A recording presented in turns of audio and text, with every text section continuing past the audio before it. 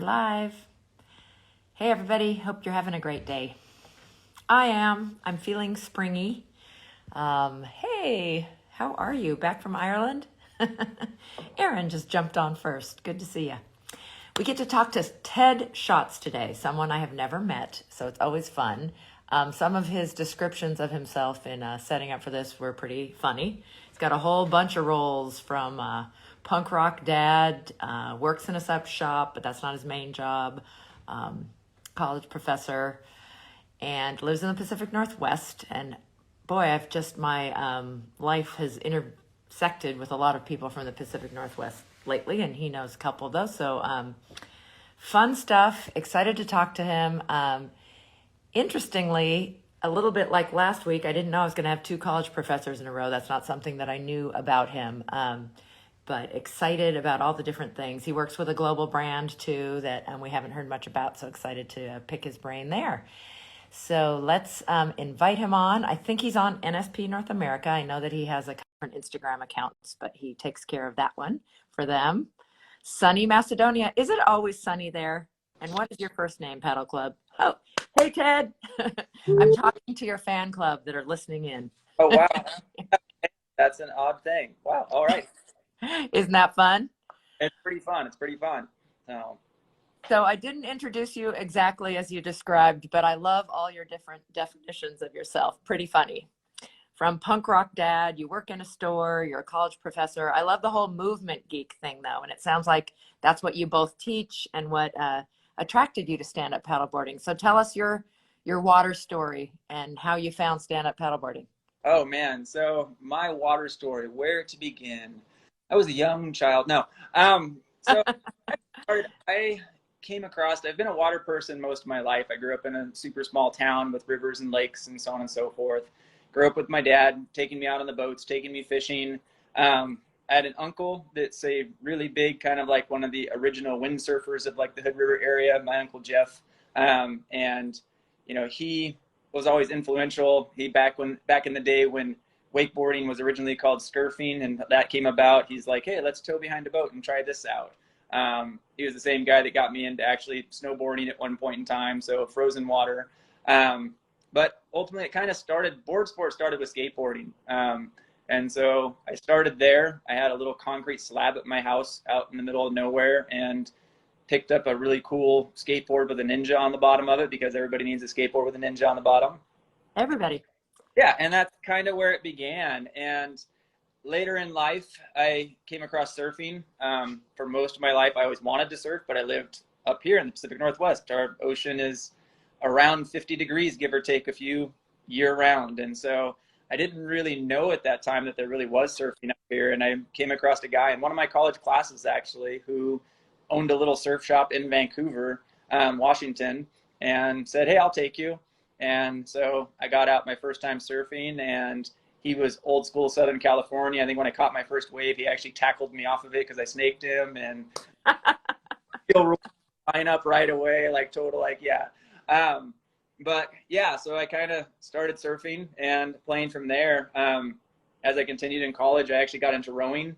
One of my college professors, I was taking an oceanography class in order to better learn how to read the ocean and surf and climate and stuff like that. And he happened to be a surfer, but he was also the advisor for the rowing team at the college I was at. And he was like, hey, have you ever thought about rowing? You're kind of tall. And I said, sure, I'll give it a try. 4 a.m., pouring down rain, cold, practice, why not? And so I showed up at the docks the first morning. There was like 4 of us total. They basically needed me to actually fill the boat for this club program so they could even take a club in the water. And they got me out on the Willamette River in Portland. And it was kind of that's kind of where my whole racing and water thing began. And then later in life, after I had shunned stand-up paddling for a long time because from the early days when they kind of first showed up in the lineup, we were all like, what are these things, these big massive boards and paddles flying at us sideways? A friend was like, hey, come out to my house on the lake here, and we got some paddle boards. And I hopped on one and kind of goofed around. I was like, there's something kind of fun about this. And then I realized as an activity, it was like toting around a single rowing shell is not very easy to do. They're 27 feet long. They're super fragile. They're hard to get on off the car. And I was like, well, I can go to the lake with my family and have this, and I can actually even train and kind of goof off a little bit and have fun. And I kind of just got caught by the sport then. Next thing I know, I was at Gorge Performance in Portland and sold my rowing shell and purchased two different stand-up paddle boards to kind of get started, like went right away into like the racing. I was like, I'm going to race these things. This is awesome. And I've just kind of been doing it since. I think it's been 8 or 9 years now, something of that nature. I think since I started stand-up paddling, and yeah, just got the bug and just kept going. Wow, that is amazing. You covered, I think, almost every water sport there is you have been a part of through the years, which is totally cool. And then you also said part of the interest too was, I think by that point, 8, 9 years ago, you were probably either, I don't know how old you are, in college or post-college and working with the whole exercise science, health, and physical education, what you do as a college professor. So was it once you started the movement, you realized, oh yeah, this is doing a lot with different muscles? And Yeah, I'm really drawn to things that require technique. And for my brain and the way my brain works, it's just very much I need that dopamine fix of, okay, I need constant stimulus saying, doing this better, you're doing this better, you're doing this better. And so from a movement nerd perspective, like everything gets broken down. So it's like, okay, I started like obsessively, I also am kind of obsessive, just so you know, obsessively watching videos of paddlers and like, okay, how are they paddling? What's the technique? You know, I came across the early Jimmy Terrell videos that he had out with the quick blade stuff, with the cool slow motion of the blade going into the water and analyzing the movement and all that kind of stuff. And then Ray Kane stuff and Danny Ching stuff and all these people who you've interviewed, which I still can't believe that those people have been on here and I am right now, which is nuts.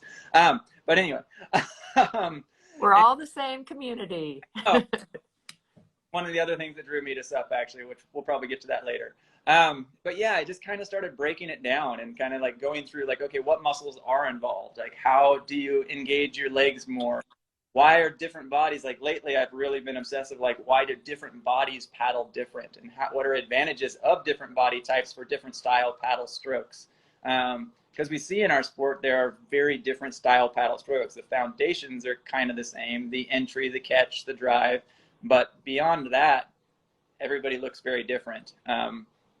But if you go a step further and you start looking at body types, you'll start noticing that actually different body types kind of paddle similar. So you've got the tall, lanky guys kind of paddle this way. The shorter, stockier folks kind of paddle this way. The lighter paddlers can get away with this and paddle this way. The heavier paddles paddle this way, so on and so forth. And so it's just been like super nerd. Like that's just what I do. My wife.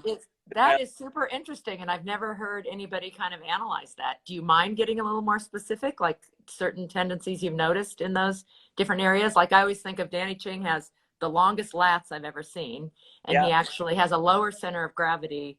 He says like his wingspan's longer than his legs or something, you know, and that's a great paddler setup. Yeah, I think it really does come down to body types. Like I think I'm taller than Danny, like 6'1", but I'm also like in rock climbing, they have what's called your ape index. So it's like how long your arms are in comparison to your height. And I'm like +3. So I'd like 6'4", 6'3" arm span in comparison. And so that kind of that long, wide open stroke creates a really good power application and a nice power between the core, the legs, and so on and so forth for that body type. It also, though, you have to have the rotation and the mobility to be able to do that rotation and reach for that kind of stroke and make it effective and actually get it in the water proper, so on and so forth. And a lot of people don't have the hip mobility, things like that, to be able to do that.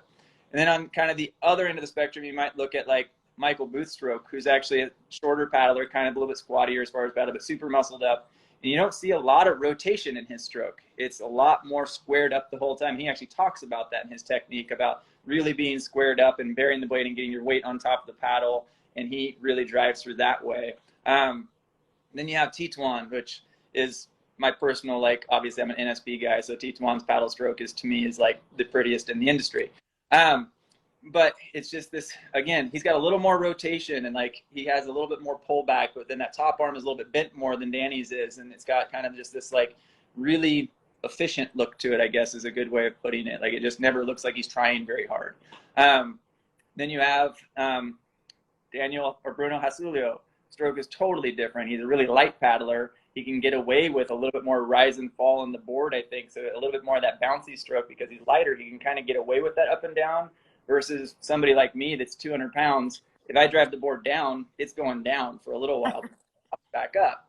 And so as a heavier paddle, I'm really mindful of how much force I'm putting downward on the board. And so I'm always kind of playing with those things. But that's just me getting, like I said, I'm a total nerd about that stuff. So Absolutely fascinating. Yeah. Do you have a YouTube channel? Are you making videos about this? You should be. I know. Time. Like, you already listed how many jobs I have. So there's this factor that comes into play as a person. I think the count right now is 6 jobs. So yeah, finding time to do stuff like that would be probably not a bad idea. Maybe I should. Well, you're obviously very high energy, and I love the Pacific Northwest. You say it runs in your veins. Rain runs in your veins. Tell us about, what do you consider, and the paddling group seems, you definitely have a personality as a group too, I think, sort of, the whole Pacific Northwest. And you're hardcore, for one, I would say, because like you talked about, the water's cold, and you guys surf and paddle year round. Which some people think, oh, but you're farther north, you know, but you don't freeze up there, you know, the water, there's a lot of clouds, yes, but not the same temperatures. I know people sometimes from the Midwest, you know, are surprised by that. But describe some more of what it is being a Pacific Northwest person. Well, you know, there's the saying in the Pacific Northwest that a lot of people always talk about is that there's no bad days, just bad gear. And so it really does come down to, if you want to paddle year round out here, you just have to have the right gear to do it, which on some ways from, you know, I'm big on the concept of like equity and things like that also becomes problematic in our sport because gear becomes expensive. And that's a challenge in the Northwest for people who want to do outdoors activities, is that it is more gear intensive just generally up here to do these activities year round. You know, out here, most of us, a lot of people are starting to wear like paddling specific dry suits. Like those have kind of been taking off a little bit. Most paddlers I know wear like a Farmer John 1.5 millimeter, like Farmer John, kind of just as a base layer. And then they layer on top of that basically for the in case you fall in type situation. Because the air temperatures, at least where I live, are generally, you know, don't get below freezing a lot. But we get right down to it, and it's wet and windy. So it's like that chill factor that can kind of just type of stuff. So you just want to make sure that if you do happen to fall in, because wind comes up, things happen, boats go by, you want to make sure that you don't die. It's generally a good idea. So not fun for anybody. Yeah, so safety has to be extra important. And I do want to throw in, I was just saying it's spring and I'm feeling springy, but I just saw posted by both Fiona and Bodie and probably others, it snowed. Yeah. In April. Yeah, at my house Monday morning, I woke up to 6 inches of snow, which was crazy. And then it flipped, which the crazy part was last Thursday, it was 80 degrees. Like we had an 80-degree day on Thursday, and then by Monday morning, we had 6 inches of snow on the ground. And like, it's been a wild ride. So yeah, kind of. Wow. Yeah, that sounds crazy. So you did mention, so a lot of things drew you to, you had a love of water from very early on, but let's talk about community. You have a neat community up there in the Pacific Northwest. And like I said, I think of you guys as hardcore, but you have things going on both in the up north of you in the Washington area. Portland, the Gorge, of course, is just an hour from Portland. It sounds like you live near or in Portland. But there is a lot going on, and prone community. I know a group I follow that are lay down paddlers, the pain stick, there's all kinds of names for that type of paddling too. Yeah. But it seems in cold water that'd be extra hard. But talk about community a little bit. Yeah, there is kind of 3 somewhat distinct communities in the Pacific Northwest area. At least I can speak for Washington, Oregon. Obviously, there's going to be Eastern Washington is slightly different. Eastern Oregon is slightly different. Idaho is slightly different. Montana, you know, when you start heading east a little, start seeing a little bit more of the whitewater community because you start getting more of that style of paddling / cruising on lakes and stuff like that. Bend, Oregon has a pretty thriving paddling scene there, both whitewater and some races and things like that, which is always fun to make the trip down there if you can for a race because you get a little bit more high desert, different stuff. The Seattle crew up north, a lot of them paddle out of what's called, I think it's the Ballard Elks paddling center. I'm getting that wrong. It's something of that nature. It's like BEPC, but they have like weekly races that they do, kind of like meetups every week. I know one of the guys, Adam Tischler, is like really, really in the scene and kind of a core of the scene up there and like getting people going. You know, there's other folks involved up there. Christian Oliver is a phenomenal paddler. There's some guys in Seattle that are just crazy fast in like crazy conditions. They paddle on Puget Sound, and Puget Sound is more ocean-like-ish than river-like. It's somewhere in the middle, and it's cold, and there's critters and so on and so forth. And so they have a little more of like a racing scene, and their scene up there is kind of also because I've noticed that the stand-up paddling and the OC and the surf ski community kind of is really tight together up there. Seattle has a long history of water with rowing and also very much a water city. So they have a pretty thriving scene up there. I'm hoping this year that I will finally make some trips up there to get in on some of those races and stuff and like really join that scene up there a little more. Because I technically live in Washington, although I live right across from Portland in Vancouver, Washington. So it's kind of like almost like North Portland in some ways. Oftentimes if I tell people from Vancouver, they're like, oh, Canada's beautiful. But right. I love DC, but yeah.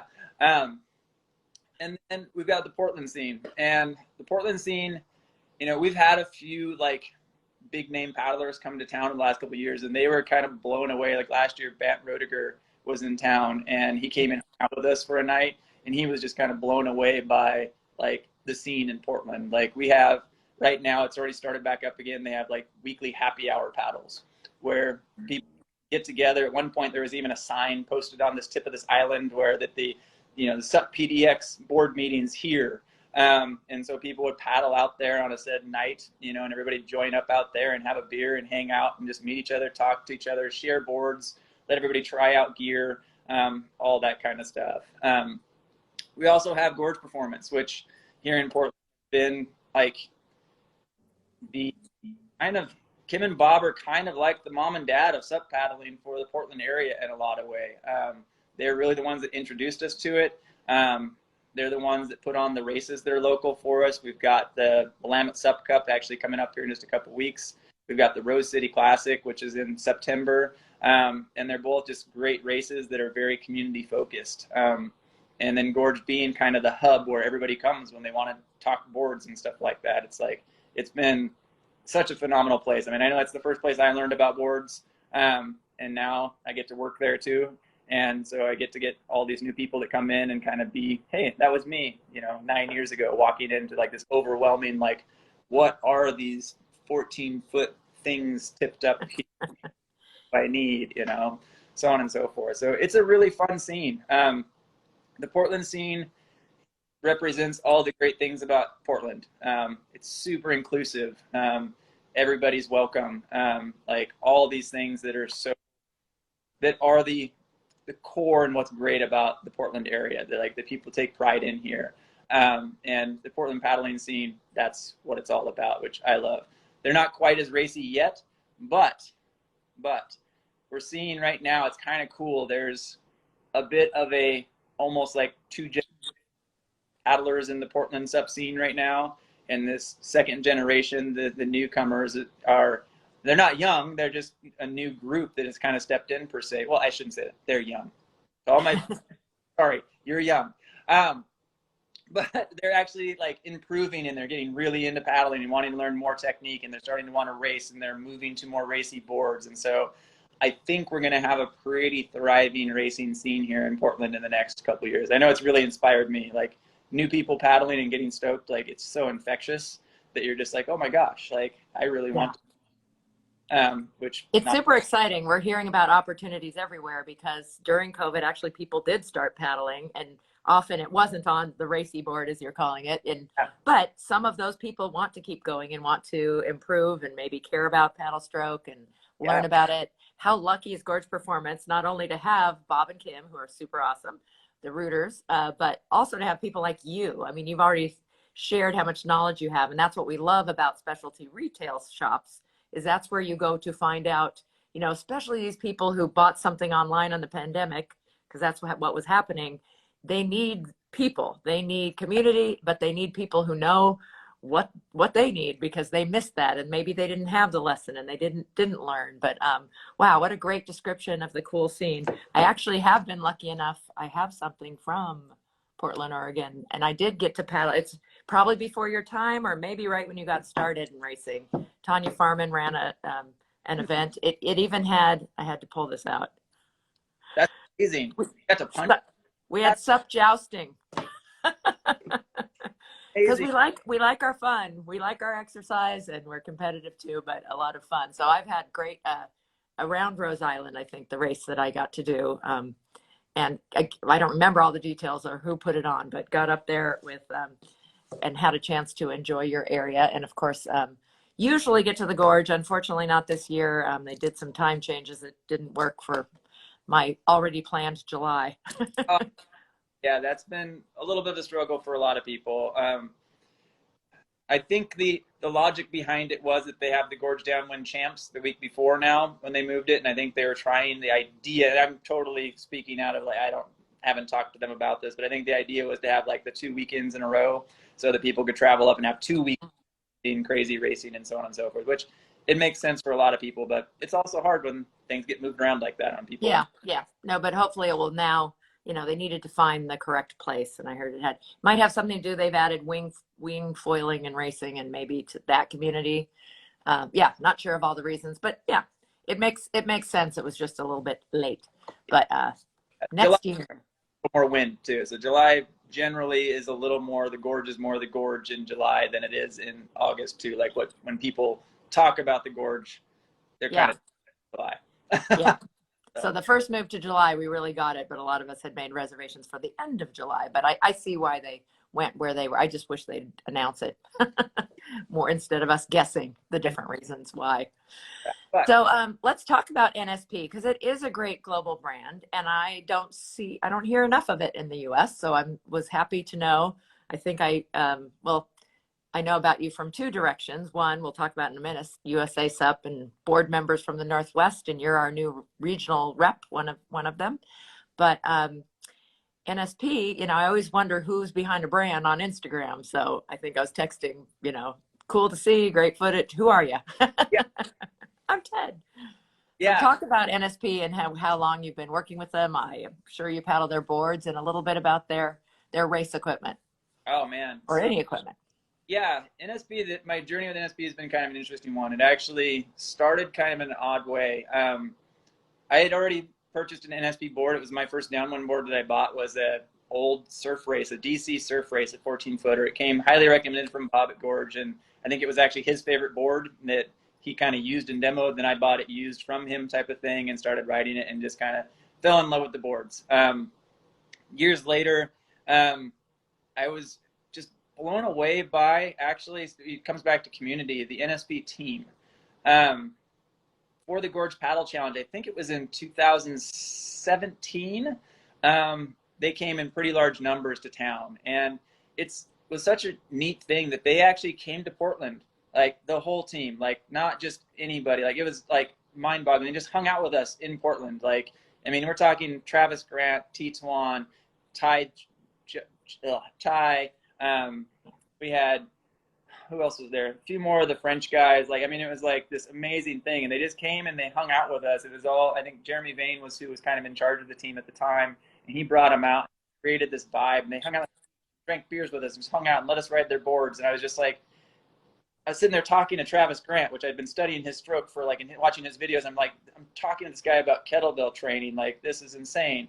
So I was so impressed by, like, the team, like how kind they were. A couple years later, a year later, it actually came about. I got diagnosed with kind of a weird lung thing, which was kind of a strange thing. It actually took paddling kind of away from me for a little while. Like, I lost a significant amount of my lung function, all these kind of things happened.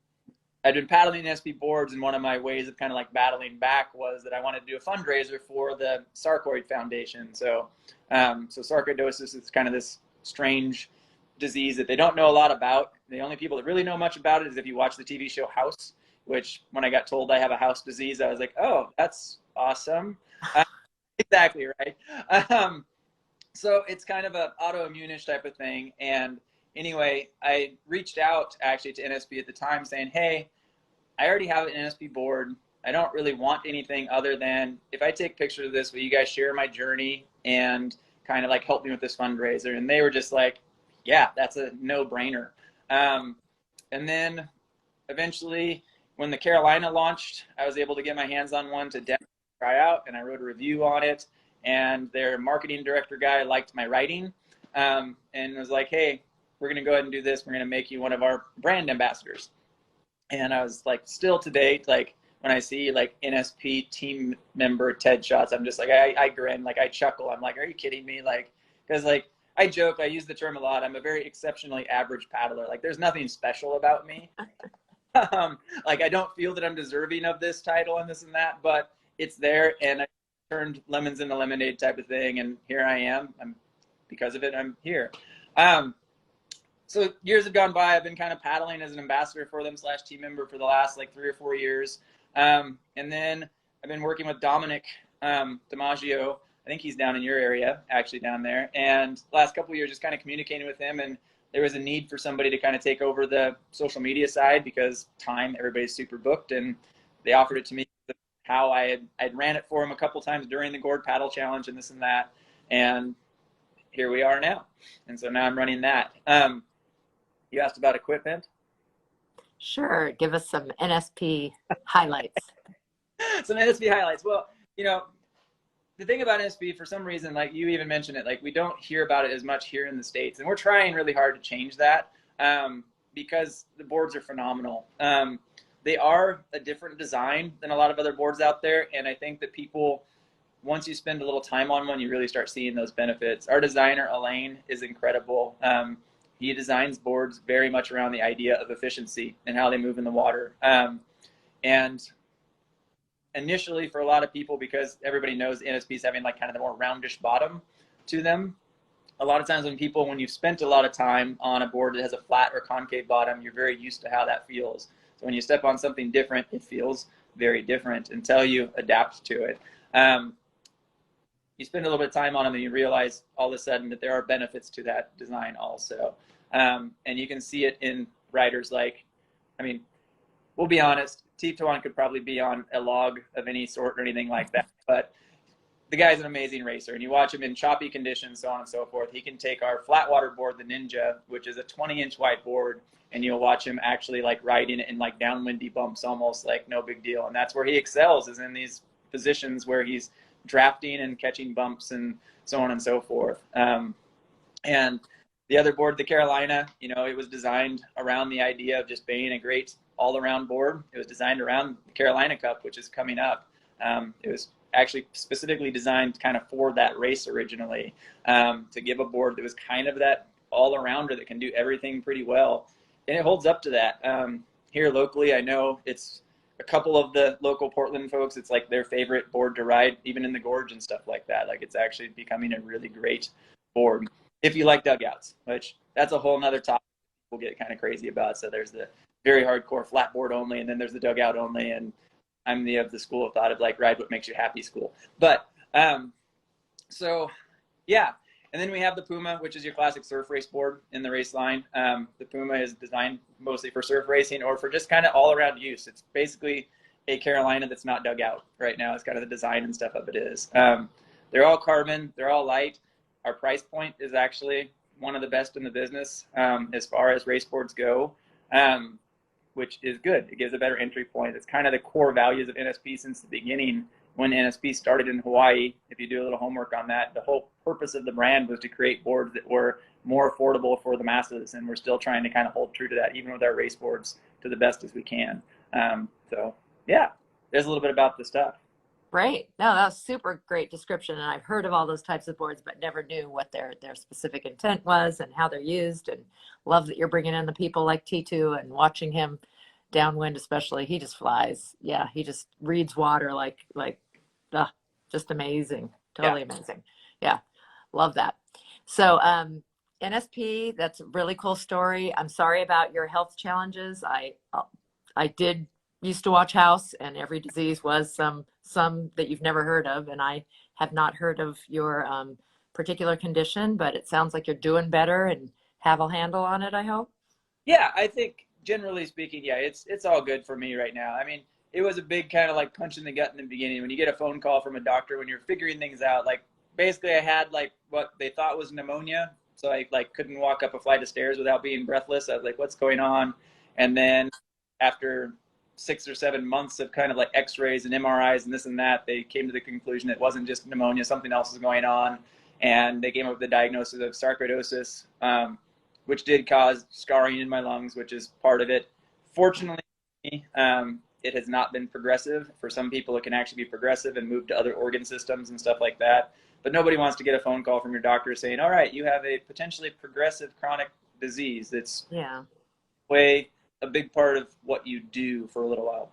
But I still paddle. I still race. I still do all those things. Like, I'm really thankful for fitness, the fact that I came into it with a high level of fitness. My lung doctor actually joked because evidently I'm long torsoed, which means I actually have somewhat abnormally large lungs. And he said, you know, you lost probably 10 to 20% of your lungs volume or whatever, but that's not necessarily that bad for you. You kind of have normal lungs now. And I was like, I think that was a compliment. Yeah. Who knew? Yeah, well, that's interesting. And I didn't know we had such different lung sizes and all. Well, Yeah. well, good luck with that. And I'm sure you'll stay on top of it and stay healthy. Good for you for bringing attention and awareness to it and doing the fundraiser and everything right off the bat. We have to jump back to equipment though, because Lawrence, who's listening from the East Coast, says, hey, what about a Sonic Peeps? Is that the name of another NSP? Board. Yes, I forgot to mention the Sonic, which I actually own a Sonic. That is our kind of downwind open ocean specialist board. I'm currently riding a Sonic, the new Sonic for my downwind board in the gorge. I got one last year, and it has been, for me, my favorite downwind board I've ever had. You know, obviously I've got my bias. I'm not going to lie and be like, I'm not biased towards NSP. I like how they work. I'm really used to how they work.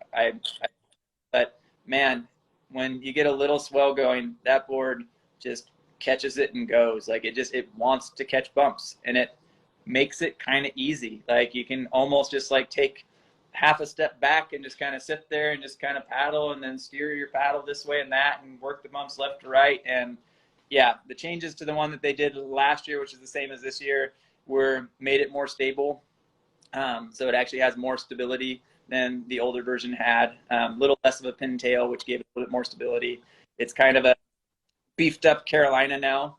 They actually basically took the Carolina and just put a little more rocker in the front, a little more volume in the front, and it is super fun. So, Yeah, sounds great. And you make downwinding sound easy. I love downwinding, but I'm still challenged by it. But that's one of the beauties of that it's ever changing and it's something you can always be working at, kind of like, you know, surfing. It makes it very interesting. yeah, if you were to watch me downwind, I don't make it look easy. I might make it sound easy in the moment, but I definitely don't make it look easy by any means.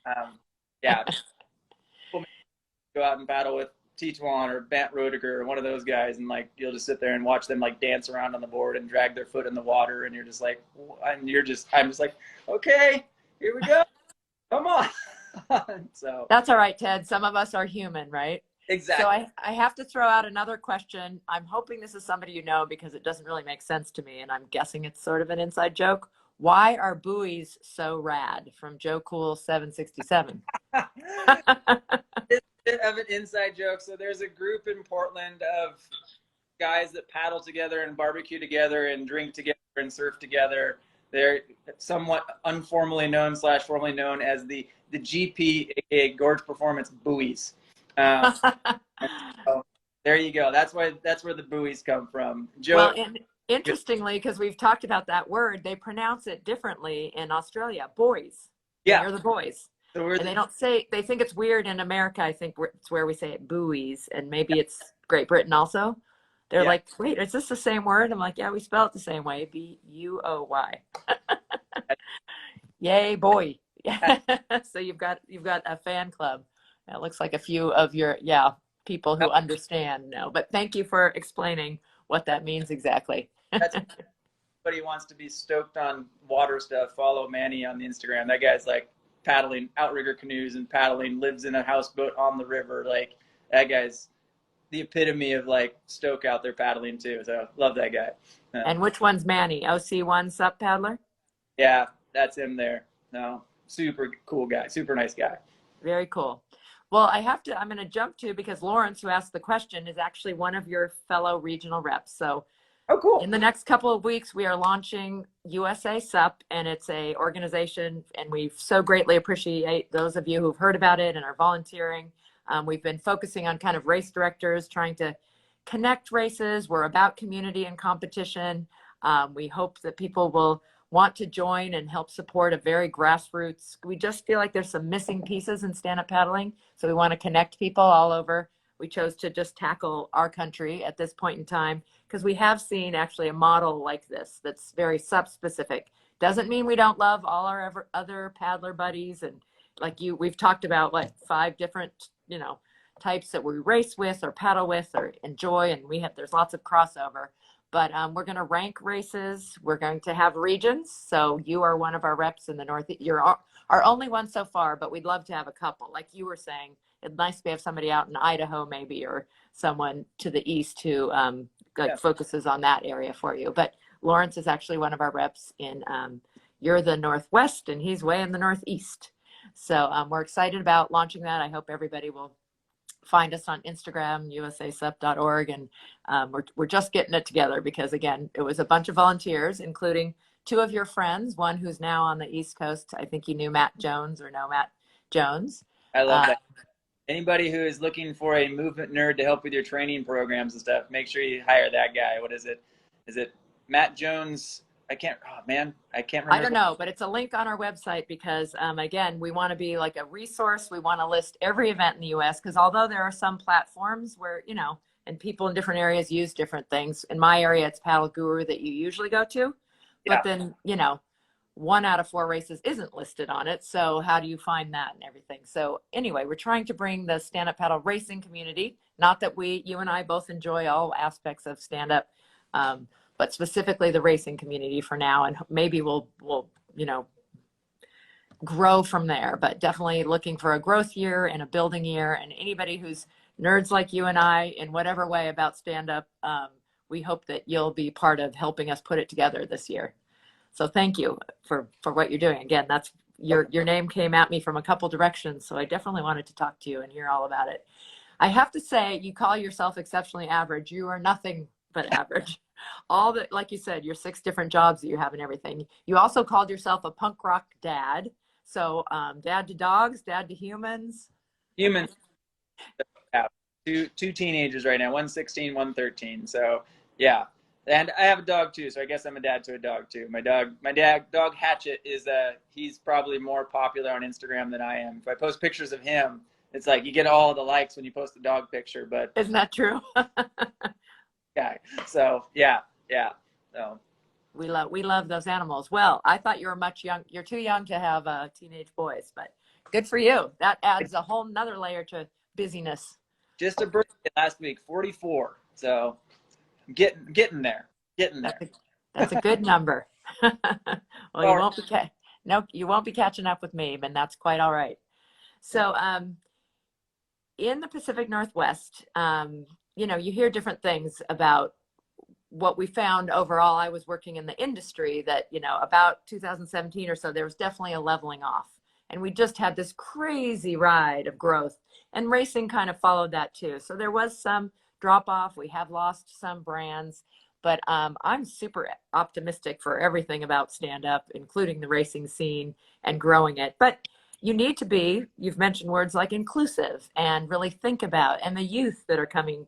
One of the top paddlers in the world, who is a very young man, Bodie von Allman, is from Lake Oswego, just to the south of Portland, and paddles on the Willamette River. And he's an amazing kid, and I'm super excited for him to be from your area and from Gorge Performance, but also for all of us to watch him. Yeah, he keeps inviting me to come do a training workout with him sometime. I'm like, yeah, it won't be so much of a workout for you, Bodie. It'll just be me going like, I think I see him up there somewhere. Like, is he still on the same lake as me? But yeah, I love that kid. Really humble, really good kid. So. Yeah, and nice family, and it's been great. He's been coming down with his dad to paddle in a lot of our Southern California winter races, which are put on by outrigger clubs. Again, thank you to the other paddling disciplines, because they do so much for us. So you're a college professor. So talk about what you teach, and it sounds like it's movement related. Yeah, so I teach at two different community colleges local. So I teach at Clark College here in Vancouver, Washington, and then Portland Community College is right across the bridge in Portland. It's pretty fun. So I was teaching a lot of exercise science originally. We actually had a trainer program at one of the colleges at Clark that I worked at. So I was teaching trainers how to actually design programs, how to train people, how to work with clients, how to work around injuries, all those kind of things. I actually taught specifically program design for performance populations, program design for special populations, intro to exercise science, like a kinesiology class, like several kind of classes that are just focused on that. Now that program unfortunately got cut, which was a real bummer. But now I teach mostly health and then PE classes, which is really, really fun. One of the classes I teach is called Fitness Wellness, and it's just a class that's all about how fitness and health kind of cross over and the differences in those kind of things. And it's a super fun class to teach. The students have to do 2 days of activity in the class also, so it's part PE, part health. And then I get to teach a lot of other fun PE classes also. So like kind of one of my missions in life, if I can get it there, will be can I create all of my hobbies and make them PE classes? So like, for example, I teach rock climbing 2 days a week, one for each college. I teach a rock climbing class. So I get to actually go and climb with students, teach them climbing technique, teach them how to manage ropes, all that kind of stuff. Last summer, I taught disc golf. I got asked to teach disc golf, which was actually new to me at the time. I got asked, I was like, sure, I can throw a Frisbee, and then very quickly learned that they're not Frisbees, and there's a lot more to it. So then the movement nerd in me took over and said, all right, let's analyze and study this, and where can we go from there? Now I find it to be like super fun sport. And then, yeah, and weight training, other PE classes like that. I've taught hiking. It's a good variety. I tend to be the guy that my department chairs go to when they're like, yeah, Ted can probably teach that. And even if I haven't taught it before, they're like, oh, they know that I'll nerd out and I'll figure it out and go from there. So Cool. Well, hopefully paddling will be a class in there at some time in the future. We need to figure out how to integrate it into schools. yeah, I run the outdoor rec program also at Clark College, and we have actually incorporated some paddling and surf trips and stuff like that into that. So that's for spring term. That will hopefully be coming around again, another sup day of some sort, paddle day of some sort. So trying to introduce new people to the sport. Yeah. Well, Sup Monkey says hi, Ted. That's hi, Anthony. Very fun. So let's talk about you and just kind of in your paddle. You've got a busy life and 6 jobs, but if you could paddle somewhere, where would it be that you haven't been yet? Do you have some destinations, or maybe it's types of paddling that you haven't done yet? Yeah, I am intrigued by whitewater paddling. It looks pretty fun. I'd have to get some body armor and go give that a go. If I was to choose a place to paddle right now, I am really intrigued by the stuff that I'm seeing from Casper Steinpath, like up around Denmark and Norway and the fjords and that whole area. I would love to spend some time, paddling that area. Just the type of beauty, it's very much like Northwest in a lot of ways. So I'm very much drawn to that. I'd love to go to, Australia, New Zealand, obviously, for a little bit of like warm dose. I love California. I like, if there's water, I will find a way to be on it in some way, shape, or form. We all love our tropical destinations and stuff like that, obviously. Well, maybe not everybody does, but I think most people really like those kind of tropical destinations to go get warmed up, especially if you're from a place that's not warm as often. From a surf standpoint, I really want to go to Peru. I'm a goofy footer, so that those left-hand point breaks that are down there look insane to me. Yeah. Yeah. I'm going to learn, one of my goals is to learn subfoiling this summer, is to start working on that. I've very fortunate that NSP has helped me out get some foil gear up here so I can start to learn to foil. I've had a few not so successful tries at it so far. It is probably out of all the board sports, and I've been doing board sports for 35, 36 years now, the hardest first day I've ever had on trying to just wing foil one day. So it's a tough one. It's going to be an interesting one to figure out. So steep learning. Yeah, I have not tried that one, but I hear it's quite challenging. Well, in case he wasn't on earlier, I think Mark Herman 3, he wants to know if you got faster and more rad once you became part of the GP buoys. More, yes. I don't know about faster because we tend to spend too much time eating hot dogs after our paddles. It might make back to the beer. There you go. There you go. So more rad. That's great. Okay, so Mark Herman, another part of your crew up there. That's fantastic. Yeah, good guy. How about some tips? I mean, you have a ton of knowledge, and I can't leave without trying to extract a little more from your head. Maybe sort of in terms of movement. How do we phrase that in paddling? Suggestions, maybe to avoid injury, or to enjoy paddling more. Yeah, I mean, currently speaking from injured paddler right now. So there's a few things that I think people need to understand about the paddling stroke. One is that we all are inherently dominant to one side.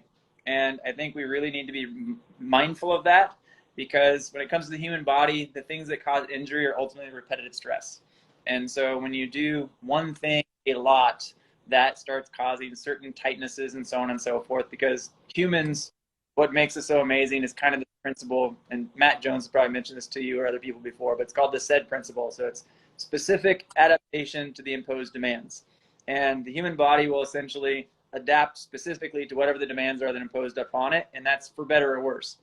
And sometimes that is, like in the sup stroke, we tend to have our hip flexors shortened because we're always bent forward a little bit at the hips. So it's going to be more efficient for those muscles to actually just get tighter and stay tight, which then can cause your pelvis to get pulled one way, so on and so forth. If you paddle more on one side, which for me, I can paddle on my right side forever going straight, and then it becomes kind of a negative feedback loop that your lat on that side starts getting tight, which then actually starts twisting your pelvis one way, so then your low back starts hurting, and then you end up like I was a couple weeks ago on my living room floor for like 6.5 hours, and like it was like, oh, that just happened. That was awesome. And so I think that is the one thing to be really mindful of. So do not underestimate the power of the boring work. And what I mean, like the mobility work, the low intensity. I think, especially as paddleboard racers or people that kind of get into racing, we have this ability to want to go fast.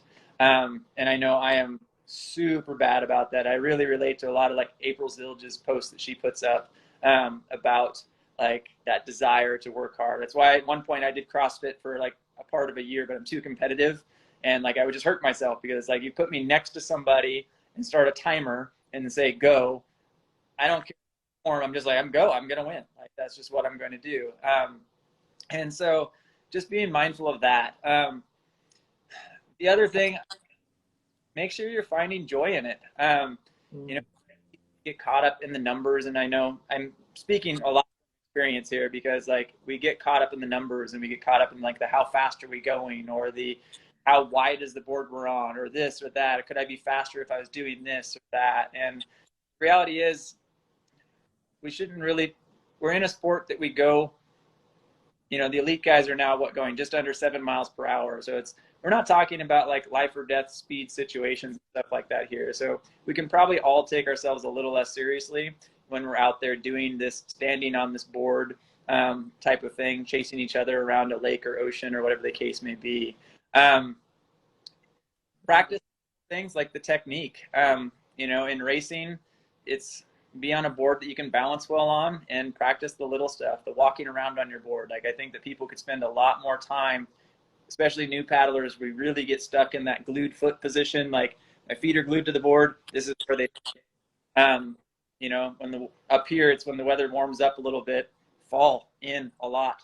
Like push those thresholds to the point and find like how you walk around, how you move on the board until you fall.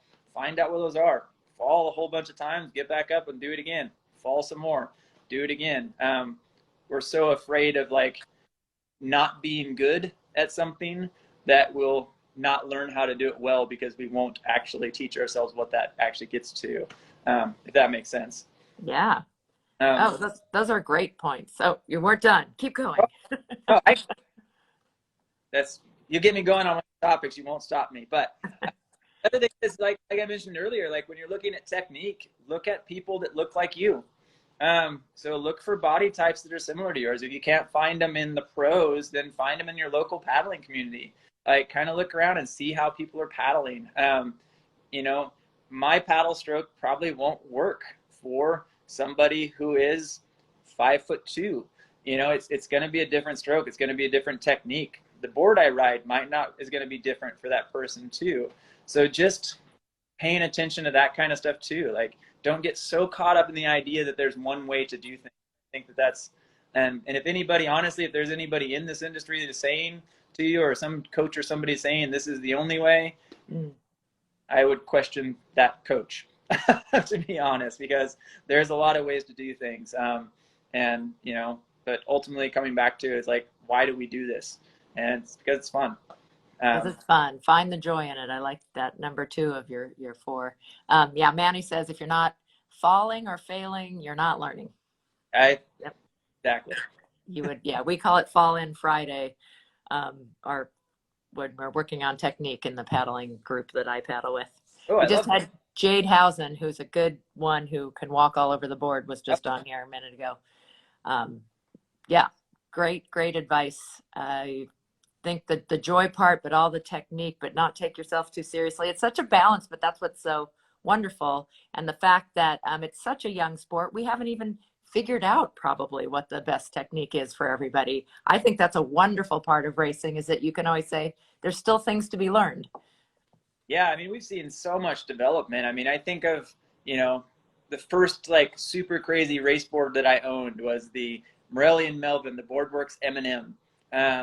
And, you know, that thing was so cutting edge. And actually, it's funny to look at now, like where some of the boards are going, are actually coming back to a similar design. Like they obviously knew what they were doing in their boat, they knew what they were doing. But, you know, seeing something like that, and then even paddle size, like, you know, like we used to try to have the biggest paddle we could have because it was all about like getting that bite, you know, so everybody had like 100 centimeter square centimeter paddles, and it's like it's going to bite in the water, you're going to hold, but we're standing, so the amount of torque that is there is too much. Paddle length has changed. You know, the recommendation used to be that elbow or wrist bent over the, now people are like, oh, let's go Shaka. Now people are going, well, let's go thumbs up. And now we're saying, well, it depends on the board you're on. You know, for me, on a super dugout, I'm going to run a shorter paddle than somebody that's on a, you know, traditional flat board. Yeah. And there's advantage to that from a biomechanics standpoint, right? It's like the shorter paddle has a little less load on the body, so on and so forth. But so just figuring that all out and what works with your body. Yeah. So if you live in the area, you need to go into Gorge Performance and talk to Ted. And he will help you figure that out, because there is a lot to it. So you kind of, one of my questions was going to be like, is there something you would tell yourself that you know now, but one of it, you know, is things that we have learned about things like don't blow out your shoulders with the giant paddle that's too long. Anything else you'd tell yourself that just got started? Besides, you should start earlier, because I know you avoided it for a while. That, like, I wish I would have checked my ego against that a long time. Especially, I actually just finally started I guess it's been 2 years ago now. I started Supconnect too. I finally like broke down, and now that I've done it, I'm just like, why did you not start doing this earlier? I don't have to sit at the peak and battle with people. Like I can go down the beach and have so much fun on a wave that's not at the battle peak, and not have people scowling and stuff, and just catch. We have a group called 50 Wave Days up here. It's like a group of us that sup surf together, and the whole joke is like we'll go out and we'll get 50 plus waves in a day. Days is actually spelled D-A-I-Z-E, so it's like you get the days after catching that many of those waves, so on and so forth. But it's like, yeah, I just keep trying different stuff. Like, don't get caught up in any one idea of any one thing, and just, you know, I have always loved getting on lots of equipment and trying different things out. The science part of my brain like always wants to analyze stuff, and so. Yeah, try different stuff. You know, when you're at those group paddles, you know, come into it with an open mind and try different things out and say, oh, well, how does this work? You know, give it a little bit of time. For me, my biggest challenge will always be my own brain. So anytime I can kind of like check my competitive brain, my desire brain to like, I got to be like, I've got to obsess and be really good at this, and like just always find those moments to just go, you're in the water, Ted. Like, it doesn't get much better than this. Like, you're out here, you're cruising, you're in nature, and just relax and stop your grinder mind a little bit every now and again. Yeah. Go slow to go fast. I think it's one of those simple but really good truths. You talked about it in a lot of different ways. Sometimes it's just about appreciating, oh, wow, I am on the water, and the joy of that, but also that for training and being faster, that we have to keep ourselves, especially when you're building that base. April Zilge again, that whole, staying aerobic and staying, long. Fighting aerobic deficiency. Yeah. Yeah. Yeah. Which not everybody knows about yet, but people like you are helping us all learn. So that is fantastic. Well, it has been a joy to get to know you and talk to you. Hope to meet you in the near future. I was going to say that the Poland ICF event that's open and has a 40+ category, it's open to everybody, is on the Baltic Sea, which is close to Casper and Norway, Sweden. You could do a trip and include that. Just throwing it out there. It's in September. I think NSP, the bigger NSP is listening. You guys, you need to send me there. I just don't. Yeah. T2, yeah, they definitely have. They did well last year in Hungary. Yeah. Riders. As a brand, the Europe presence in Europe is huge right now, which is, our goal is to get that here. So I should say also, for people out there riding NSPs right now, and if you're stoked on the brand, please reach out to us at the NSP North America. We're looking for brand ambassadors. We're looking for people that are stoked on the brand, and let's see how we can work together too. Great. Yeah. So it's NSP_North America is tagging you, right? Yes. Okay. And then the Supsquatch is your other name. Which I didn't realize when I made that up. I thought it was funny because it's very like Northwest, and for a long time in the picture he had me, I had like the great big beard. I had to get rid of the beard because of masks. Mask beard is a horrible. Oh, yeah. It was a great beard though. I do love that picture. It's awesome. So yeah. Yeah. It looks very punk and skater-ish. It's how I roll, I guess. I don't know. Love it. Well, take care of yourselves and your health, your family. Thanks again for your volunteering with our new organization. Super excited about that. And look forward to meeting you. Yeah. Hopefully someday soon. Future. Yeah. If I'm down that way, I will look you up. Absolutely. I just got approved this morning to surf again. I got a new hip, and I was not supposed to step back, toe out, and I'm a regular footed surfer. So I just got approved to surf again. Can't wait. Woohoo. All right. Hard work. Come down. Take care, Ted. Thanks again. All right. Thank you all for the questions. Bye.